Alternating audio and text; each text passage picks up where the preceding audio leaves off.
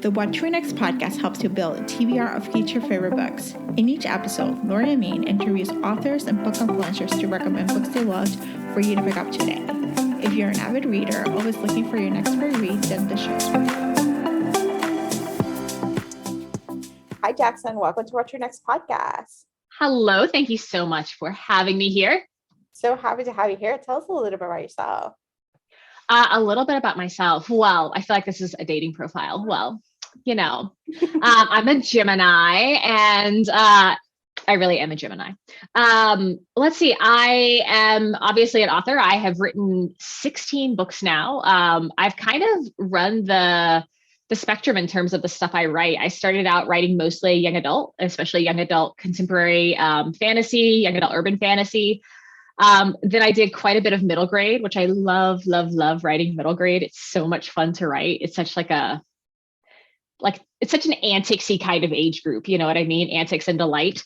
It's really fun to write. And I am actually releasing my very first adult book very, very soon. So yeah. So let's chat about this book because before we talked about it, you said this was your just for fun book. So tell us about six ways to write a love letter. Like, what was the source of inspiration? Like, when did you write this book? Like, yeah.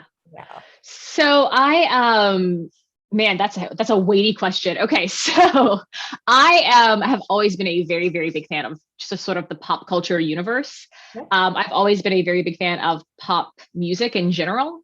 And I've always had a lot of feelings on the way pop culture and pop music and other things that are, I guess, popular. They often are treated as less than, like, oh, if a lot of people like that, it must not be as good. And that's always seemed very strange to me, because if a lot of people like it, doesn't that mean something in and of itself? Like, isn't that worth noticing, and I've always also felt that there's a especially unfortunate tendency towards anything that is pop culture and feminine in some way is very easily dismissed and very easily kind of mocked, if you will. Everything from, One Direction fandoms to Taylor Swift to JoJo Siwa. It's often just seen as this very, dismissible element of the, of culture, I guess you could say.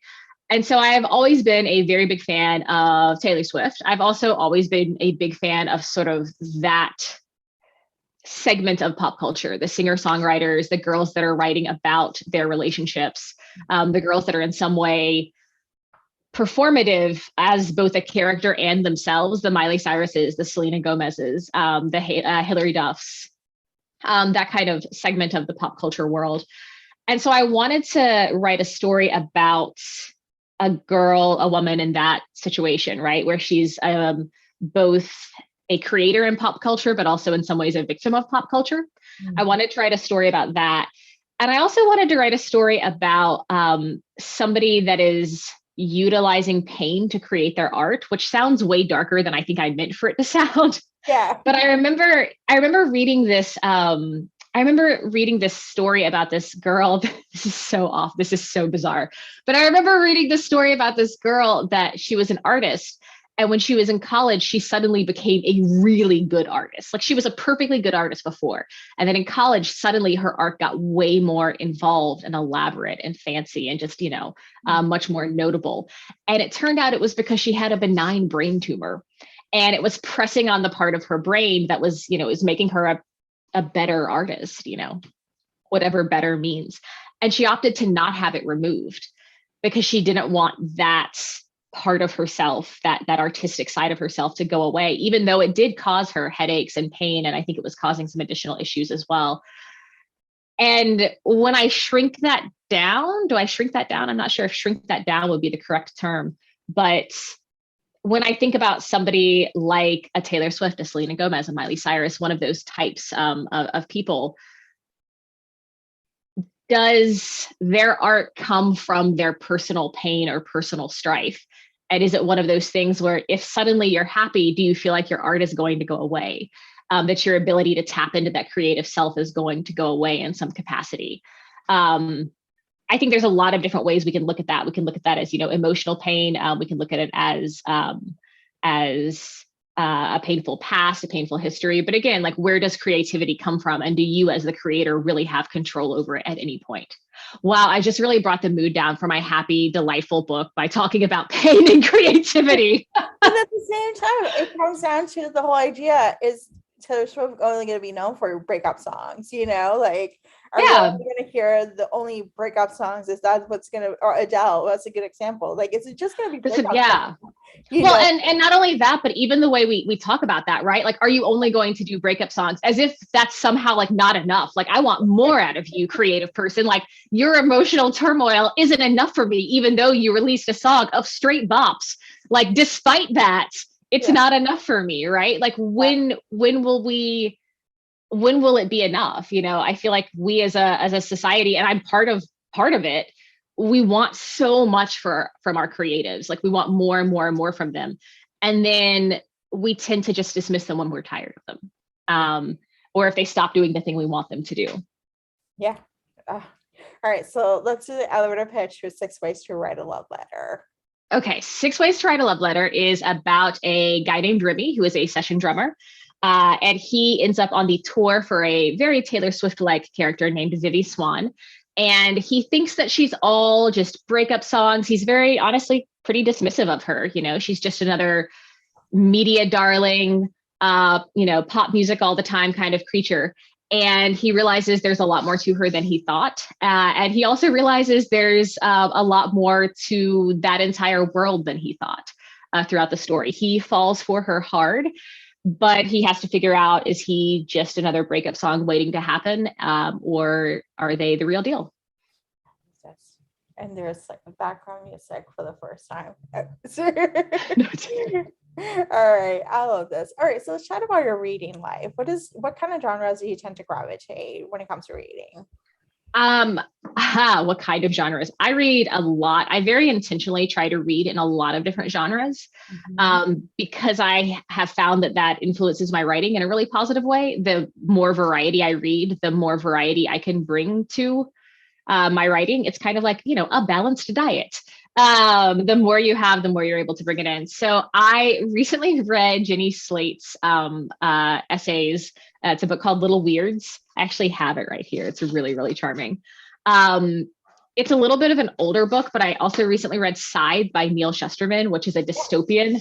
Yeah, you've read it? Yes, I did. It's so messed up and I loved it. It's so messed up. I love it so much. I read that in one of the book clubs that I teach. Actually, I teach a teen book club, and we read that, and it was awesome. I am reading next month for that book club. I'm rereading Since You've Been Gone by Morgan Matson, which is a really fun, like, just sweet summer book where it's like, love it. In sandwich, doing some challenges. It's just like fun, Yeah, I love it. Agreed. And then my 2 auto reads that I will read anything they write is Sarah Addison Allen and Tessa Bailey. So I love Tessa Bailey's. I think that they are so fun and they're very fresh, and I like the guys in them. Kind of like we were saying before we started recording, I like that they are self-aware and self-actualized, but they're not just like, go do what I say right now all the time. That's not really their thing. I love that. And Sarah Addison Allen writes these really wonderful giant cast, very Southern, which I'm a little hesitant to say very Southern, because that can mean a lot of things to a lot of different people. But they're set in like the sort of small Southern towns that I feel like I know very well, based on my own childhood. There's a lot of, family recipes and gathering around the kitchen table, but there's also these romance elements and these, very charming town fairs. And as somebody who was a part of a lot of that growing up, I very much love Sarah Addison Allen's stories as well. I love this. I love these recommendations. So yeah, I'm a huge fan, a huge Tessa Bailey fan, just because I'm like, she knows how to write, spicy, spicy. Yeah. Like she knows how to do dirty talk, Yeah. So. I love that. But I feel like it's not, I don't want to in any way sound like I'm not a fan of, like, I do enjoy reading the books that are high heat. Yeah. But when I'm not after that, I like the fact that I feel like her books have that heat, but they also are very, again, all the characters feel realistic. They feel self-actualized. I feel like they want more than just one another, which is really nice. They're not just completely blinded to everything else in the world. And I like that about her. Yeah, I love this. All right, tell us where you can find you online. Say it again. Tell us where you can find you online. Your website, social media. Yeah, so I have a website, but the best way to find me online is probably on my social media. I'm on Instagram and I'm on Twitter. Both are at Jackson Pearce. My name is spelled Pearce, which many people get wrong. But thankfully, the very nice person that owns Pierce spelled the other way often forwards me my messages when they get sent to the wrong email. So it's very kind of him. Oh, that's so kind of awesome. Thank you, Jackson, for being on the show. Yeah, I appreciate it. Thank you so much for having me. And I'm so glad to hear that you like the book. Thank you. Hey. If you enjoyed this podcast, feel free to share with friends, subscribe, rate, and review the show. This is the easiest way to support the podcast. For a list of books mentioned and other romance recommendations, please visit watchrenextblog.com. Did you know you can purchase audiobooks directly from your favorite local bookstore? With LibraFem, you can pick up more than 250,000 audiobooks, including bestsellers and recommendations from real booksellers. You'll get the same audiobooks at the same price as the largest audiobook company, you know the name, but you'll be part of a different story, one that supports the local community. If you're new to audiobooks, they're the perfect way to squeeze more reading into your busy life. Listen with the free LibraFem app while you do your chores, walk the dog, relax at home. If you already love audiobooks and don't know what to listen next, check out recommendations from people who know the best booksellers. The Watch Read Next podcast has a special offer for our listeners. Get two audiobooks on LibraFem for the price of one with your first month membership. Use code WatchReadNext. The offer is valid only for new members in Canada and the US. Thank you so much for listening and have a great day.